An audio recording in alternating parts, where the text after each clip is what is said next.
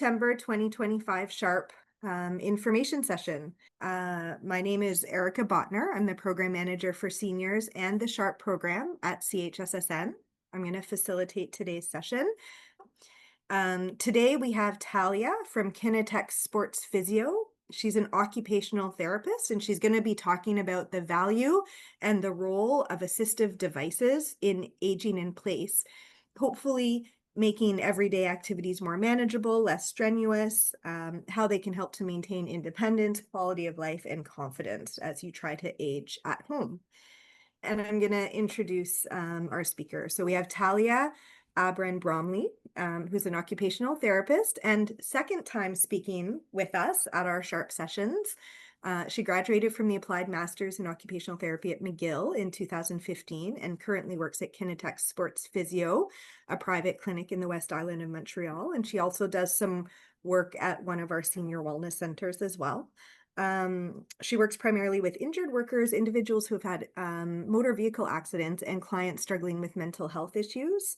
Talya also enjoys working with seniors and animates a seniors group weekly at one of our senior wellness centers, where she has covered topics like fall prevention, mental health and aging, and also incorporates cognitive, fine motor, and gross motor activities into her weekly sessions. So we're very lucky to have her with us today, and let's get started.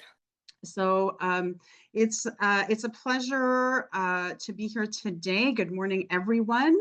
I'm happy to be presenting on this topic of how to access and use assistive devices to ease strains of daily living.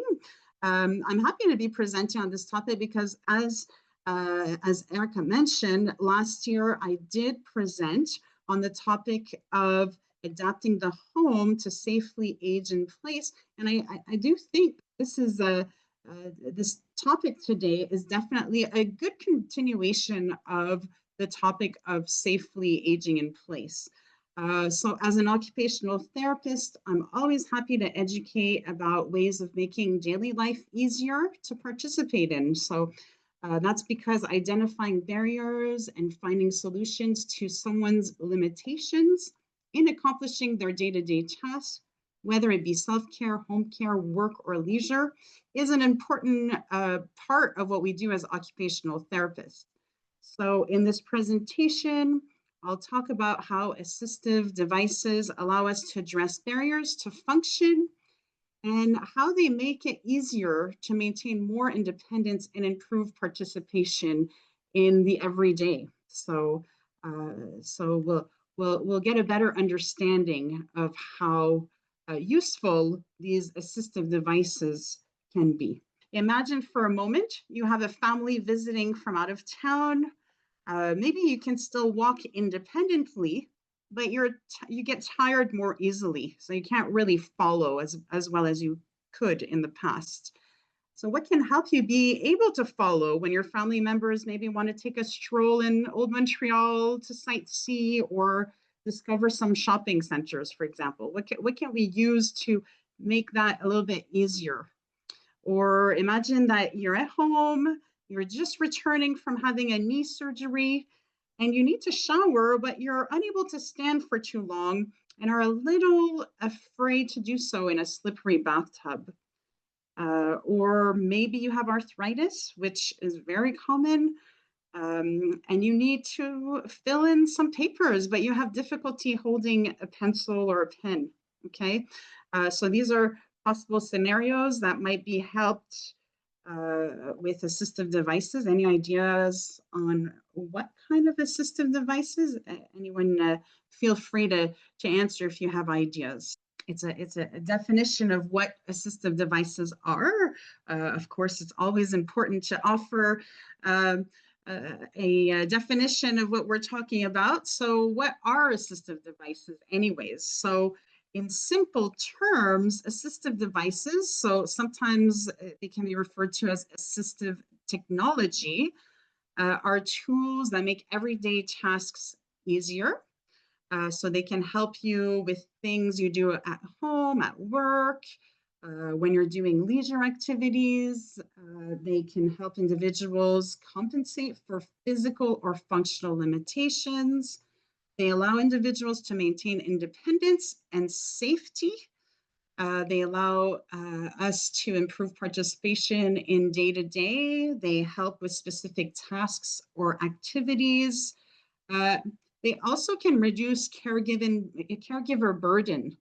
Why? Because a person's capacity to perform in certain activities is improved, so they're relying less on those around them who may not always be available or accessible. So really, they can make a big difference, allowing us to stay independent and continue doing the things we love or need and want to do, whether it's at home or when we're outside the home. Now, there are a lot of different assistive devices, and I'll go through what these look like in my presentation. But essentially, assistive devices can include either medical equipment, mobility aids, adaptive equipment, assistive technology, and other devices and gadgets that can help you with your everyday tasks. So they can really range from low-tech solutions to like a simple pencil grip. So if we remember in my scenario slide, when I mentioned the person who has to fill out papers, that can help, or even specialized utensils to high-tech devices such as eye gaze technology, which can help with communication.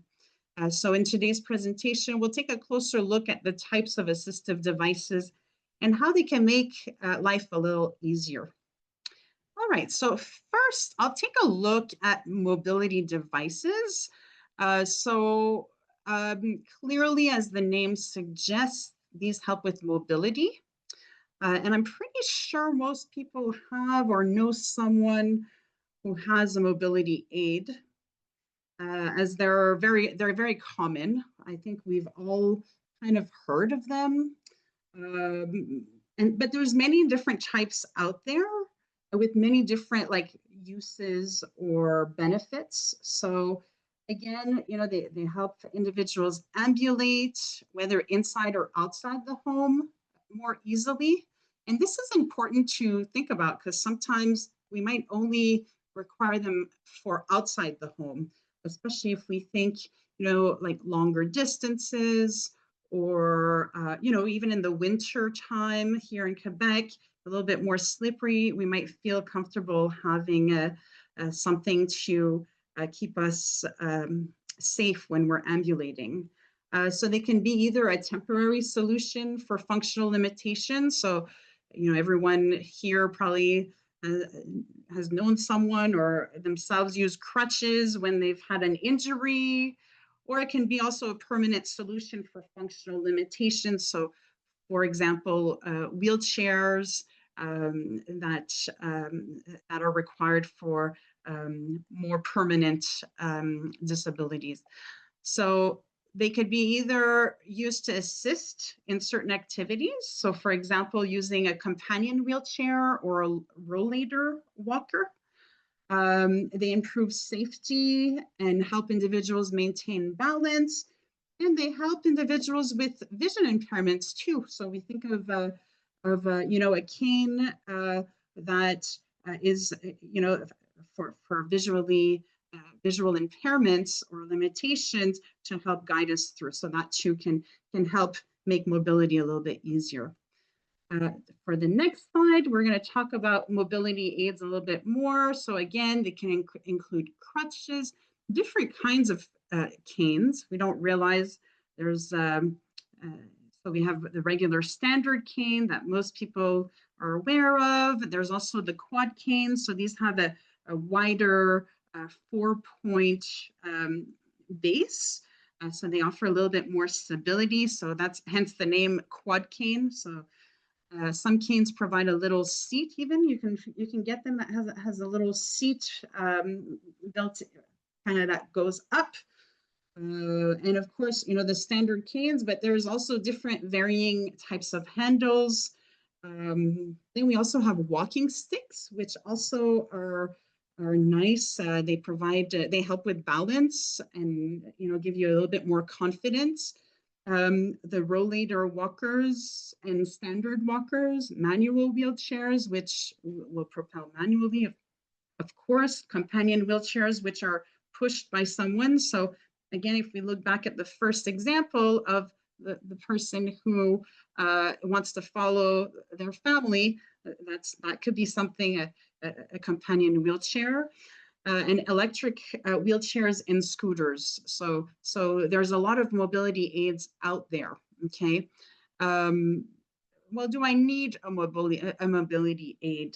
That's a question I get here sometimes.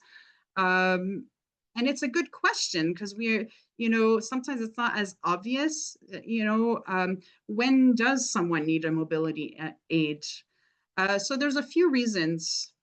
Certainly, of course, like I mentioned, crutches, if we have difficulty putting weight on one leg because of an injury, so that's more temporary. But also we could use a cane. So a cane can be to alleviate weight bearing if there is an injury, but also can provide a little bit more support. So give us a little bit more balance if we feel like we're not as stable as we used to be. So if we've had a fall or even come close, or sometimes are just scared of falling too, it could be a good reason to get a mobility aid. Okay. Also, sometimes, a walker might be a little bit more useful because it provides a little bit more support. So if you've had several falls and the cane just is not quite enough, so a walker could be a better fit. Okay. Even sometimes, again, like you want to follow your family at the mall. Usually you could walk, but you tire easily. So that's when the rollator walker can be of use. I think most of you might be able to imagine what they look like. They're the ones with the wheels that come with the bench generally. So they're good.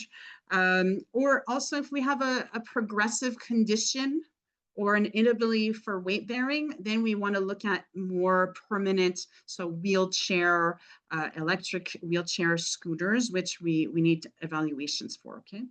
So like I said earlier, I mentioned the example of someone who can still walk independently, but gets tired more. So that person could maybe use a cane that has a little seat, or the rollator walker, or even depending on their level of their condition. So if they're really tired after 50 feet, let's say, then maybe a companion wheelchair can be considered, okay? So maybe walking with a cane outside may make you feel more comfortable, again, like in the winter.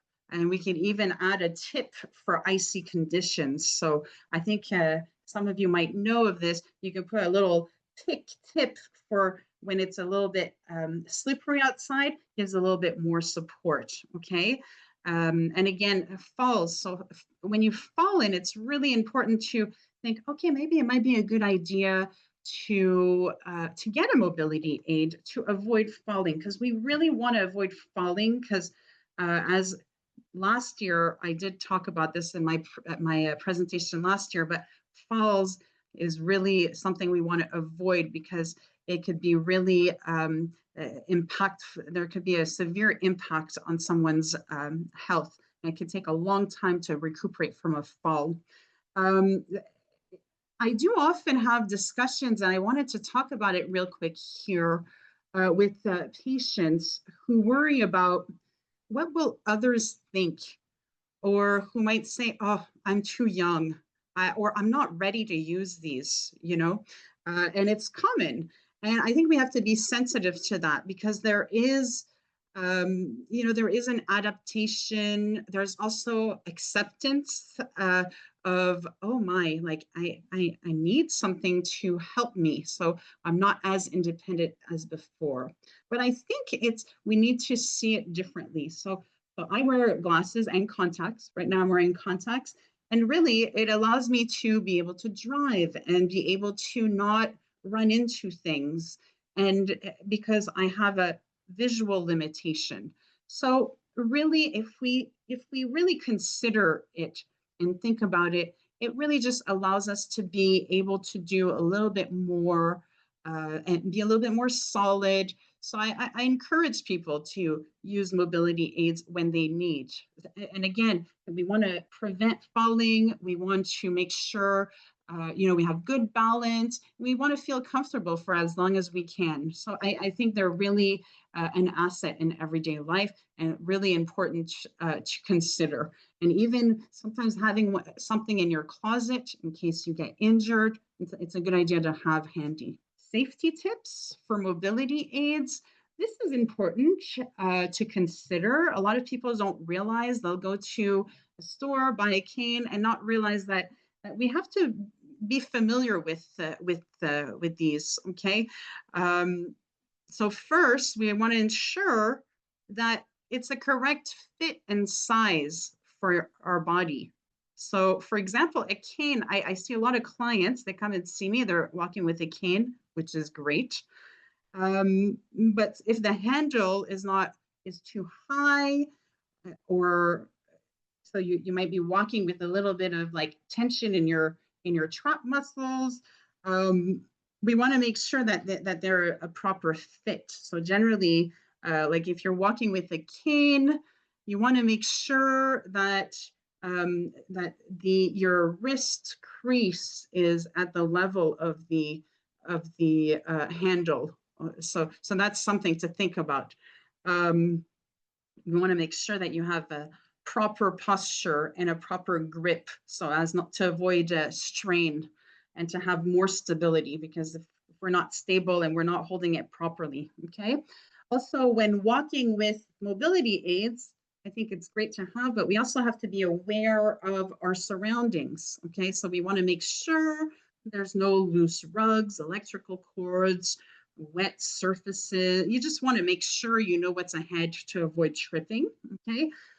Outside as well, same thing. You want to, we want to make sure that even though we're walking with this device to help us, that we're still paying attention to what's going on around us, because we can still, just because they give us a little bit more support, we can still certainly fall or get injured if we're not paying attention to what's going on.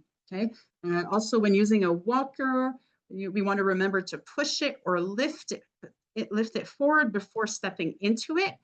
And also we want to avoid, and that I see a lot of people do, they'll try to stand up holding the walker. Generally, we want people to lift off from their seat and not grabbing onto the holder to stand up. So if you have to navigate stairs or curbs, or to find out how to properly, correctly use your assistive device, your mobility aid, you can, consult with an occupational therapist or a physiotherapist to teach you specific techniques. Okay. So another example that I like to talk about is, if you're going up and down the stairs, you can generally will suggest going up with the stronger leg and then down with the weaker leg. So they're the kind of things that a professional, so an occupational therapist or physio, can look at with you. Also, when walking with a cane, you want to make sure you're using it correctly. So you want to hold your cane in the hand that's opposite of your weak or injured leg. Again, you want to consult with someone to be able to understand a little bit more how to properly use your devices. And then you also want to make sure to perform regular maintenance. So it's like a car.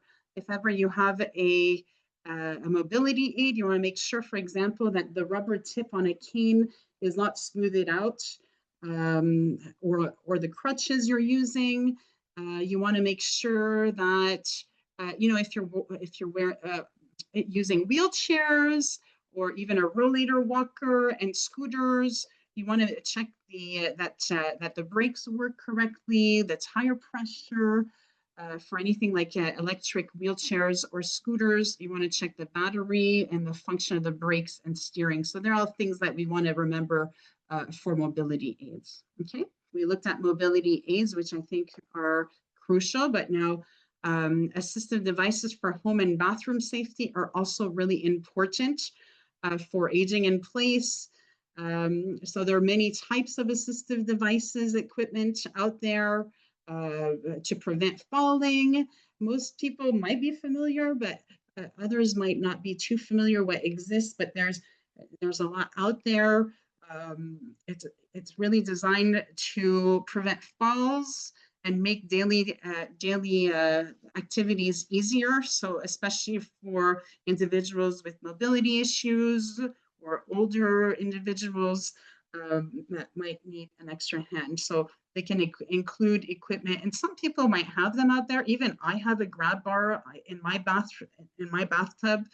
I think they're important for anyone, but they can include grab bars that we can install not only in the bathrooms, sometimes you could put them in your hallways or near staircases, bed rails in the bedrooms, stair lifts, and portable ramps. So in the bathrooms, I especially like the bathroom because they're often seen as high risk areas for fall because of the wet and slippery surfaces. Sorry.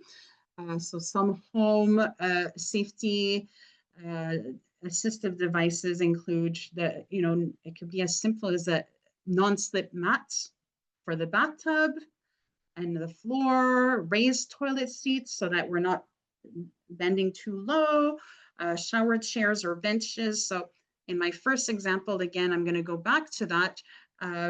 After a knee surgery, it's good to have a chair in the bath because standing in the shower on a slippery surface might not be very comfortable. So that could be a really good option for that first scenario that I talked about. And handheld shower heads can also be considered assistive devices if they're helping you. For example, it makes it easier to wash our hair, for example, when we're sitting, okay? And then, of course, there are general home safety types of equipment.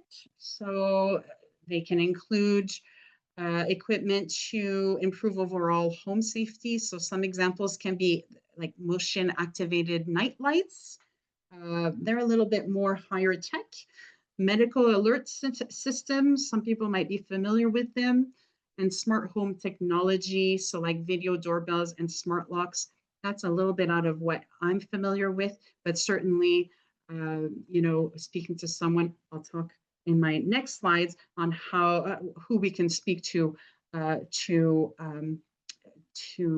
get it more knowledgeable on this. So I think these medical safety equipment are essential for any home. I think they're really important to prevent falls, which here in Quebec is something our healthcare really does promote. So I think they're really important to look at. So maybe take a look when you get home on what you have and what you would maybe need or could use. Me, I have the stickers at the bottom of my tub, and I have a grab bar on my bathtub. So they're good for anyone. I think it's really important for safety. So other equipment. So these are more activity specific equipment. So we have dressing sticks, button or zipper hooks, kitchen aids. So a jar opener can be seen as an assistive device if it's because you're limited due to maybe decreased strength, for example. There's easy grip utensils or even weighted utensils for individuals. Sometimes if we have a tremor, the weighted utensils help. So they're more activity specific. We have reachers, so long-handled reachers. I have one at home. I think it's fabulous to prevent, if you drop something, to pick it up. It can make it easier. There's such things as sock aids to help you with your sock if you can't bend too much. So there's a lot of things out there. I won't go into everything that's out there, but it gives you an idea of what does exist. And if you have a need for something, doing a little research might point to the fact that there is something to help, okay? condition-specific assistive devices, assistive aids. So that's like for individuals who have certain diagnoses. Um, it varies. So, for example, for people with arthritis, which again, very common, it's a common wear and tear of the body, but let's say it impacts our hands. And so we have decreased grips. So we might want to have like um, bigger grips on things. Then we have uh, key grips and pencil grips, special jar openers, again, like button hooks or dressing aids. But again, if it's more specific to because you have difficulty with this dexterity and pain in your hands, these are things that can help. As I mentioned, also weighted utensils for individuals with tremor. So that would be more of a condition specific. Individuals with low vision may require maybe magnifiers, even braille displays, or, I know some people have phones with larger numbers. So those are also considered condition specific assistive devices.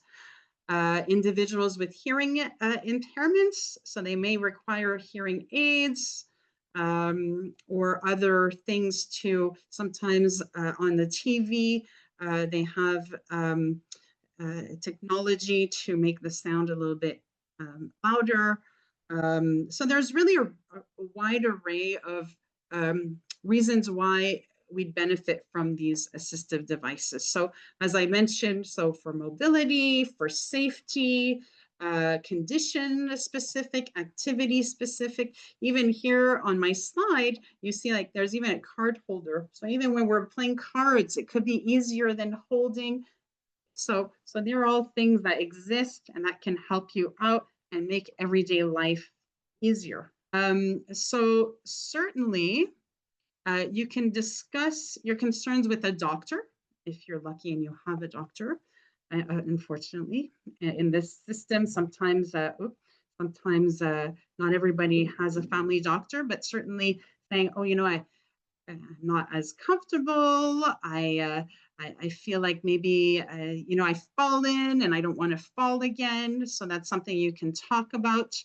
Um, you can talk about, also if ever you have a pre-existing medical condition that might mean loss of some capacities. So ensuring that you're ready before. I do have some clients come in with various conditions that are progressive and degenerate through time. So making sure that they're ready for home safety is something to consider and to invest time in making sure you have.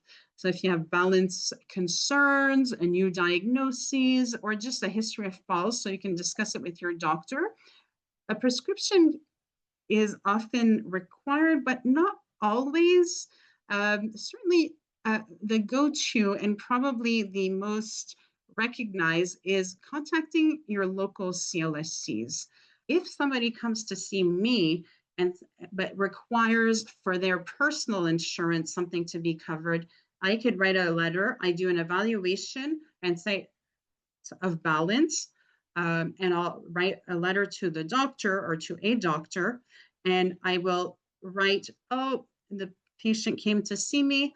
The evaluation demonstrates that a mobility aid would be," and I would recommend what, so depending on the evaluation I've completed, and then you can bring that to the doctor. It's actually the doctor that would prescribe for insurance purposes. So technically, we don't prescribe in occupational therapy, but we recommend. They will send it to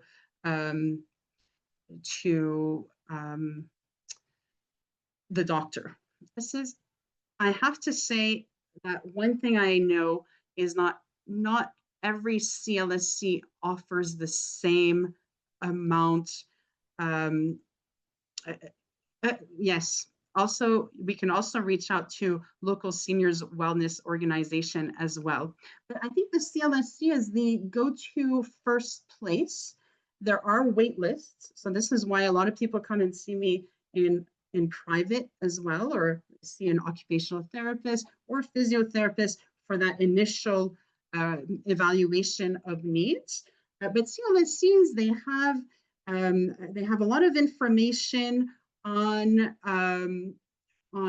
programs that exist. So they're really the go-to people in the community, because you can speak to either like occupational therapists there, but also social workers will also be a good contact point to understand the types of programs that will help with some of the costs of some of these devices. So they would be like probably the first contact. You can get on their wait list. The wait list, I think, is, it can be a little long, but again, as soon as you feel like there's a need, or even, thinking in advance, reach out to them, get on their wait lists, and because they are covered, so you don't have to pay for an evaluation, okay?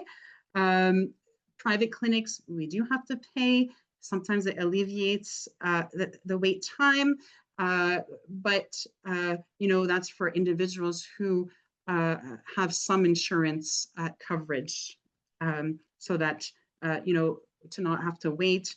But not everybody, unfortunately, has insurance coverage. So certainly the CLSC, I think, is really the go-to place.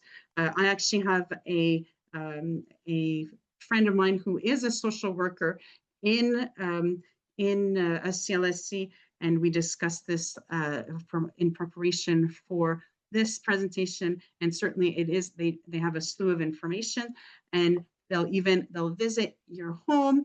And they lend a lot of equipment, and they'll do an assessment of both your physical and your physical capacities, and your home too. They'll look at what is needed for the home, okay, in the comments.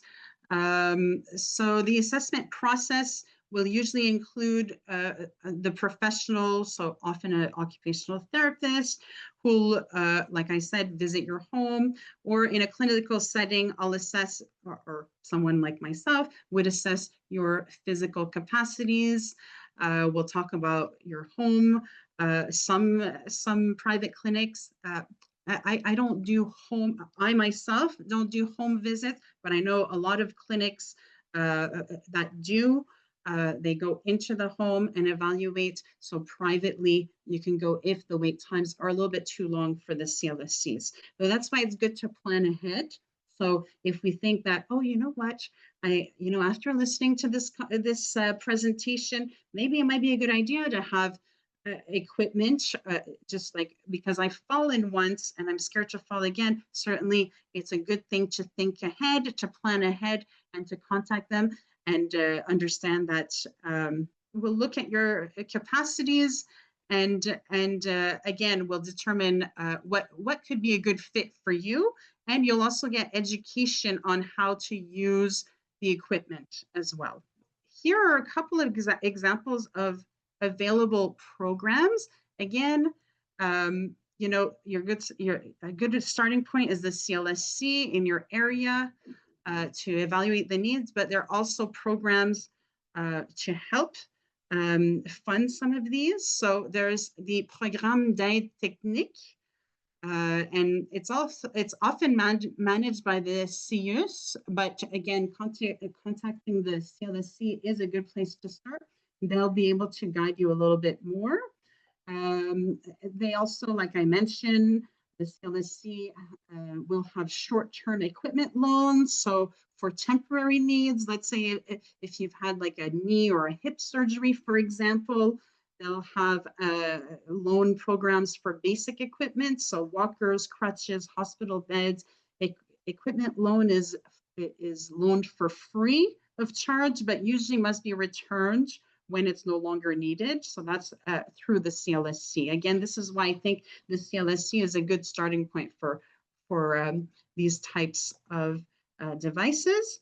For more permanent needs, the CLSC professional will refer you to the appropriate government programs. So again, the Programme des Techniques, and there's also the devices that compensate for physical deficiency program.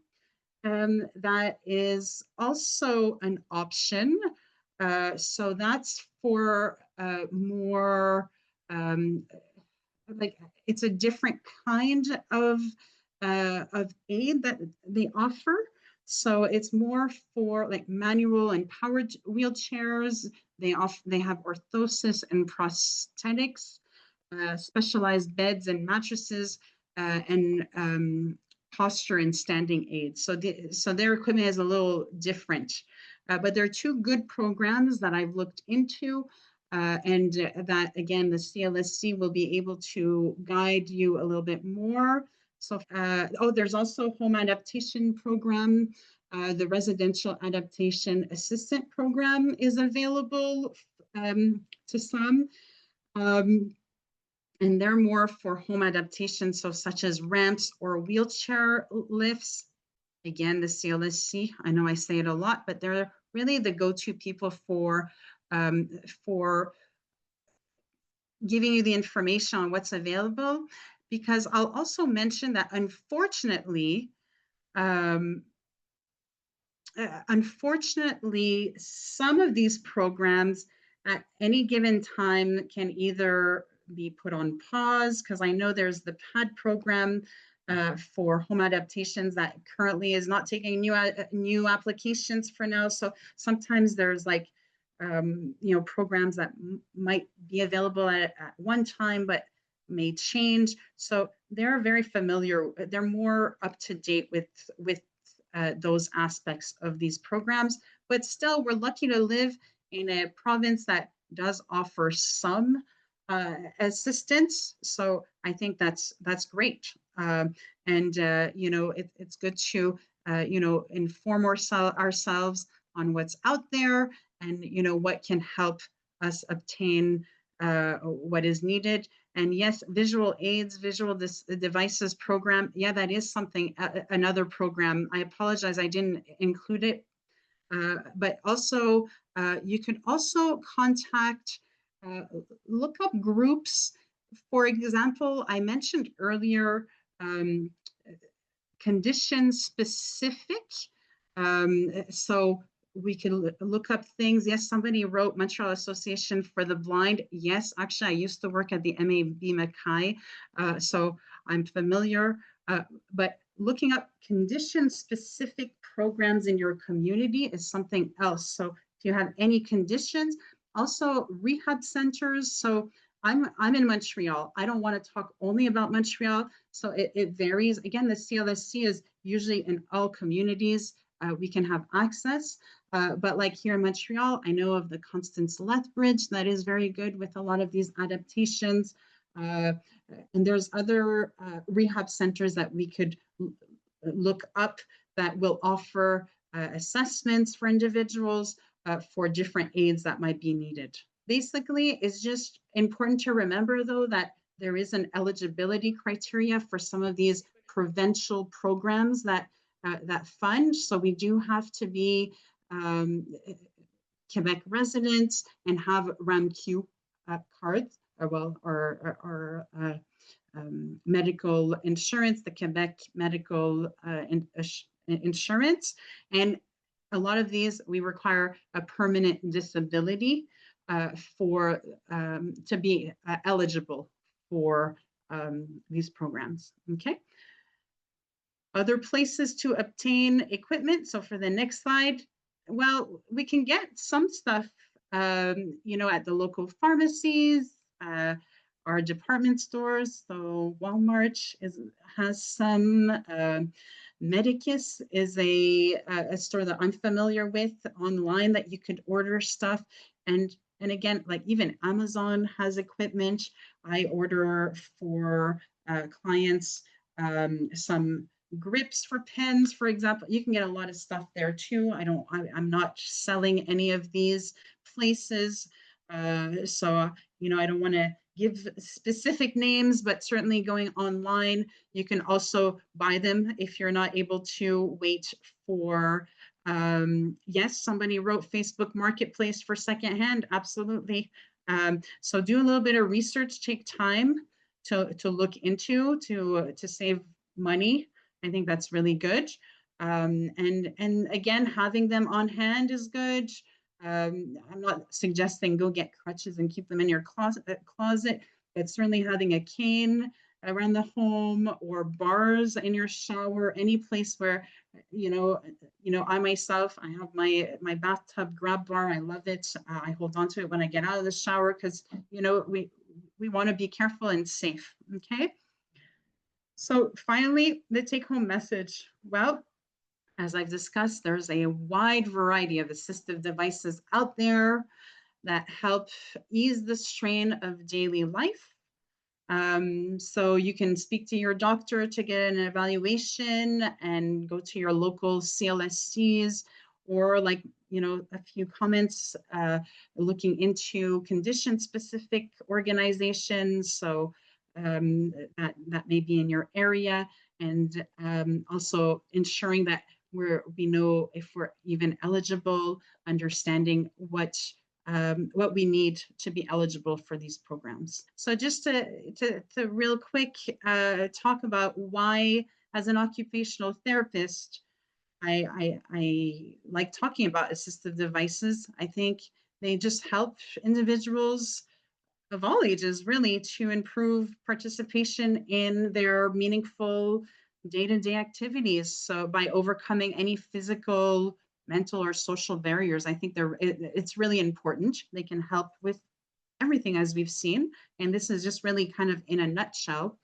And essentially, they help individuals overcome barriers to day-to-day difficulties, whether it be um, limitations in the environment or physical limitations.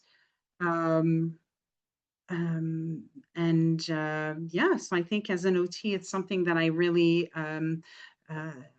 think is important. So a couple of the questions that I wanted to start with. One was about they want you to go back to when you were talking about canes. Right. See if there's anything more that you can share around sort of the height and the wrist. Like, is there anything, if people are going to be choosing a cane by themselves at the pharmacy or at Walmart, like they would Yeah. need So to so know. when we're standing straight, Yeah. we want the handle to be we want to be standing straight, but without any tension in our trap muscles here in our shoulders. So relaxed, standing straight, arm down. We want the handle to be at the crease of the wrist. So that's a good way to make sure that it's not too high or too low. Perfect. That's Yeah. the general. The general rule. Yeah. Yeah. Yeah. Always best to get an assessment. Well, Yeah. but for canes, they are readily available. So Yeah. the quad canes can be found in stores. It really depends on And when would you choose one over the other? Like, well, it really depends on and this is where an assessment might be, you know, kind of more recommended is, depending on balance, like one provides a little bit more support. But again, most people have insight on what they might need as well. So they can go and get a mobility aid in that way. Yeah, absolutely. Someone was asking about specific utensils that might help for people if they have tremors. Right. So anything weighted will help. And some utensils are even weighted and curved a little bit, so it's easier to bring to the mouth. So again, places like Medicus, I know Amazon, they have some for sure. Online, you can purchase them. So I've not seen them in store, but perhaps it might be dependent on where Mhm. you live. Maybe I just haven't looked for that, but I know like some of my clients have ordered them online. Okay, Um, perfect. Another question was, can an OT fill out the form for handicap parking or for transport adaptation? yes, Yes. yes, Okay. I do both actually. So yes, Okay. What other most professionals can? physiotherapists. Okay. Um, yeah. Perfect. And obviously doctors and Doctors often refer though because they don't do oh, the full assessment, but I guess it depends. Generally, okay. we get referrals from doctors. Okay. Not always. Sometimes it's people just wanting adaptive transport or the vignette for Yeah. themselves, like for the and they come in by themselves. Some people get their doctor to prescribe. Um, Mhm. Okay. I don't know of many doctors that It would do it do, themselves. but I'm Okay. sure there might be some. Yeah. And Amelia said nurses, nurses too. Yes, as well. Yes. Yeah. Perfect. Yeah. And then the last question that came in that was interesting was around, do you know if there's any videos that show how to use devices properly? Or are there any like Oh, absolutely. good, good, good ones that you would recommend, from good sources? Well, I don't know about videos, but I know even like on the Red Mm. Cross, there's a lot of like brochures on how to properly use devices. So, and I Mhm. think it's a good resource. Well, Should- I mean, that's the one that came up from the top of my head because Yeah, I've used when I was a newer OT, I knew I had a binder with some with how to like hold on, I like can, instructions on how to yeah, use. exactly. Yeah. Okay. So I thought, Yeah. I remember they used to, they had, so I think you can get on there. Other than that, I'm not too sure. Of course. So, Yes. um, I think I don't really see any other questions, so I think we'll start to wrap it up a little bit. Um, I think great opportunity to learn about the different assistive advices that exist, how to use them safely and effectively, how to access them. Um, and one of the parts that I found the most interesting was when you talked about changing the way we look at using adaptive devices, because Hmm. sometimes there's some stigma around Yes. um, and I think it's really important to think of it, like as something that's going to help keep you safe and confident uh, Yes. as you age, and preventative, right? To some Yep. degree as well. So that's it. Absolutely. Everyone wearing glasses is usually using an adaptive device, and there's so many other adaptive devices that exist to make your life easier. Well, So Talia, thank you so much it's been my pleasure. for Thank you your very much time. for Nice to having have me. you back. Thank you so much again to everybody. And we'll see you on the third Wednesday of October for our next webinar. Perfect. Thank you so Thank much. you. Happy Thank you start very to the much. fall. Thank you.